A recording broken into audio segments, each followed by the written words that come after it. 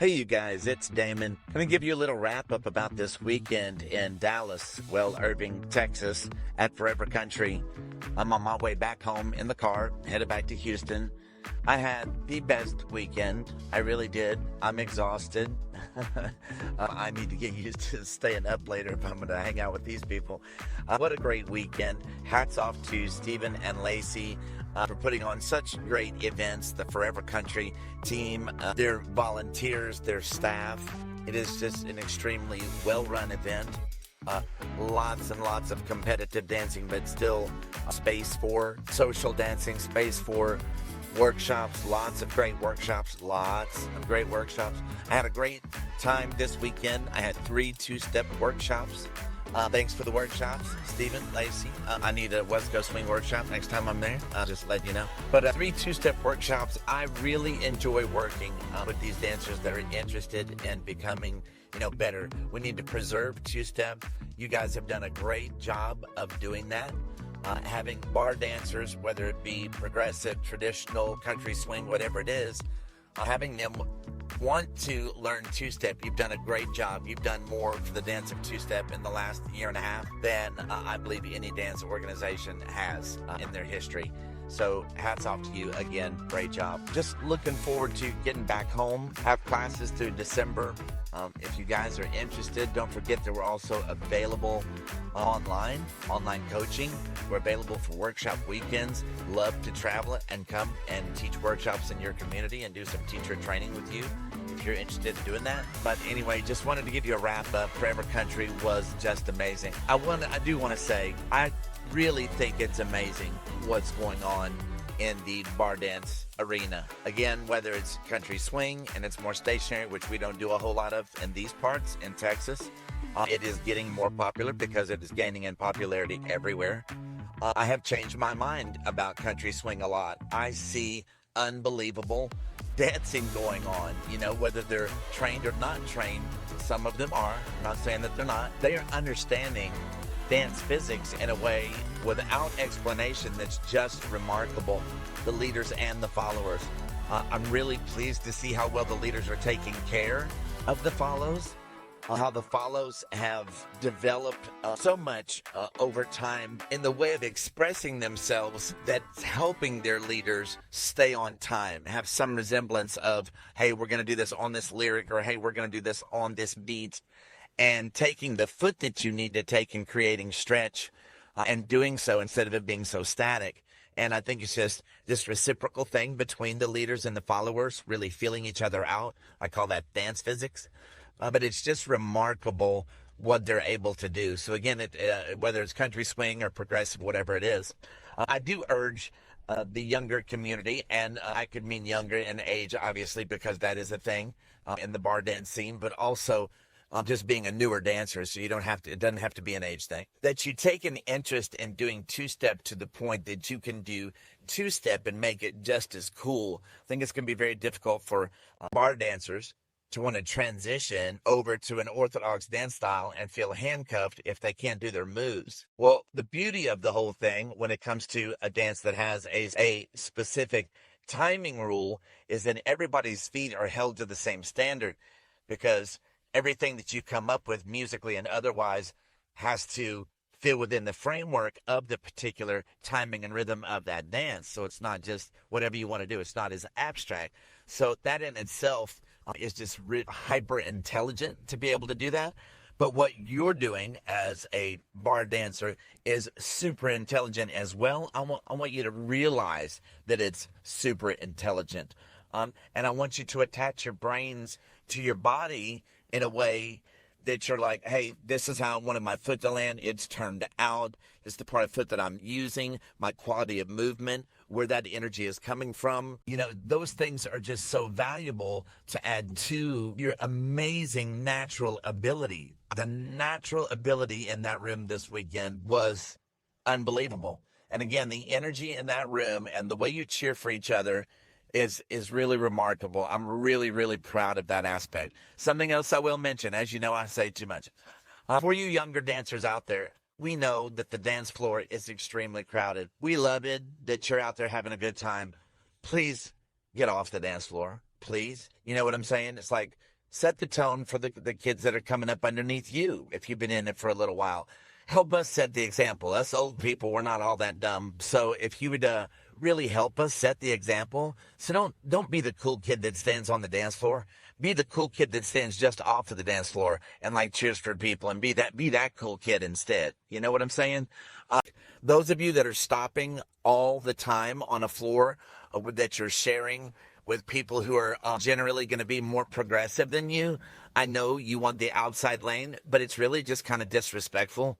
So if you're going to stop a lot because that's how you want to express yourself, dance just inside of the outside lane. It doesn't have to be much, and fill that outside lane anytime you want, and especially when you're traveling. But in the meantime, if you're going to stop a lot, and you know when you stop a lot, move just to the inside and let the more progressive dancers move around you so the dance floor has more flow. Would you please do that? Would you please help us spread the word and do that? I also, something else I want to reflect on from the weekend was that I was speaking to the followers and just commenting on how in your community, if you want to do more orthodox two-step, especially if you're planning on potentially crossing over and dancing in the UCW, DC, or ACDA at some point, you are going to have to dance, successfully doing quick, slow, slow. And it's impossible that you learn the structure of that dance and the elements that are important to you to make you look and the way you would like to look, and also to be competitive, if not a champion. So you have a lot of say in your community. If you go on the floor for a dance and it's a two-step song, encourage the leader to do quick, slow, slow with you so that they're getting the practice and they can start to branch out and start to own it and dance it comfortably with some swag, instead of being so uncomfortable in their skin on that basis because there's not enough practice at it, which resorts to falling back into progressive without actually doing quick, slow, slow, or anything that resembles that, because you can't, or you're not feeling cool.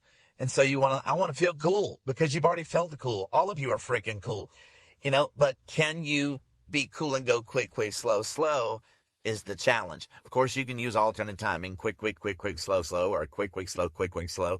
And you can do whatever you want at this point because you have creative license. So you can certainly do a spin section over a piece of music, quick, slow, and hit, something like that. But get back to the basic of the dance. Because you get back to the basic of the dance, it allows the follower to anticipate what's coming. As you know, if you've taken classes from me, I believe followers should anticipate every single thing they do on the dance floor at all times, because you're hyper aware of what's going on, and that's how you're able to style better. If you act like you don't know what's happening next, you're probably not going to do that styling variation that you've been working on. So you're going to need to plan that a little bit better. That means that you're anticipating everything, every 2-beat increment.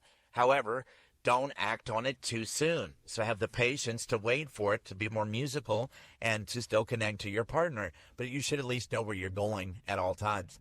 For you leaders, I just want you to dance with a little bit more swag. So you bar dancers that are coming up dancing two-step, don't be talked into dancing with a corn cob up your butt. You know what I'm saying? So relax your dance frame so that your body dances between your elbows. Right now, as a whole, what I'm seeing from you up and coming, new two-steppers, primarily, or I should say generally, your elbows are too high. You're dancing above the lady's center. So I would like to see you leaders have wide elbows, not high elbows. There's a slight distinction there, and it makes you look more dude, if you want to look more dude. And so leaders should have their elbows wide but not high, and then think of moving your partner through space from below them instead of from above them. Don't tower over them. Don't dance over the top of them. Do your slows more like your natural gait. There's too much toe leads going on. I love all of you out there. I know a lot of people are going to disagree with this. I love you. I don't think you can prove to me why it's better to take a toe lead than to take a natural stride. So the pitch of the body is what dictates whether you take a heel or a toe lead on a full-size stride. That's what dictates that. And because we don't have pitch, meaning we're not leaning forward as leaders are moving forward on slows, there's no reason for the toe to be striking the ground first. Every time you do that, it's going to feel a little bit more like a stopping action. And so it's going to keep you from moving through space with continuity. So as you're doing your slows and moving forward, you should really be taking your natural gait And if you want to be uniquely you and have swag, then you need to go ahead and do those slows more like how you walk down the street if you are feeling pretty good about yourself. So make your slows more natural for you. You're definitely going to like it better. You're going to appreciate the way you look on camera better as well. So take your small quicks. That should not be toe first. That should be ball flat. It's not a toe. Let's make that distinction. We don't take steps going forward that are going to continue moving forward on a toe lead. We do a ball lead if we're going to continue to move through the foot. If I was to take a toe lead moving forward, it would mean that I'm going to stop in most all 20 dance styles that I know. And so you're going to stop and stay there, or either stop and back up. So if your intention is to continue to move through the foot, you cannot take an actual toe lead first. So you can land on the ball of the foot, but the audience should not even know you're landing that way. It should look like a flat. It's going to be what's called the ball flat. The better you get at walking your full-size strides forward on your slows, the more that's going to become a heel flat. You don't have to prove to anybody that you're landing heel first. You really just need the functionality of rolling through your foot so your body continues to move through space. But these are just some of the things, that we talked about this weekend that I wanted to touch on. You bar dancers impress me more and more all the time. I am definitely impressed with you guys. Keep up the great work, and please help us keep Two-Step alive. Again, huge shout out to Steven and Lacey and the staff at Forever Country, and we hope to see you guys real soon. Y'all hit a like and make sure you follow our stuff online. We'd appreciate it. We try to put a lot of content out there for free. Okay. We try to put a lot of quality content out there for free. So we would appreciate it if you would just like us, follow us, and help us in that way. It would be really appreciated. You can find all of our stuff on Linktree. All you have to do is go linktr.ee/D'Amico Dance, and you'll see a full list of all of the stuff that we have to offer. If you're more interested in two-step information, then I would say you need to check out our masterclass. Whether you're an up-and-coming two-stepper, or whether you're an instructor or want to be an instructor at some point in your dance life, I think you're going to find our masterclass for two-step exactly what you're looking for as a foundation, and you can do with it what you want after that and develop your own style down the road. I'll mention that we also have a West Coast Swing. You're going to love the information. Check out our book about West Coast Swing.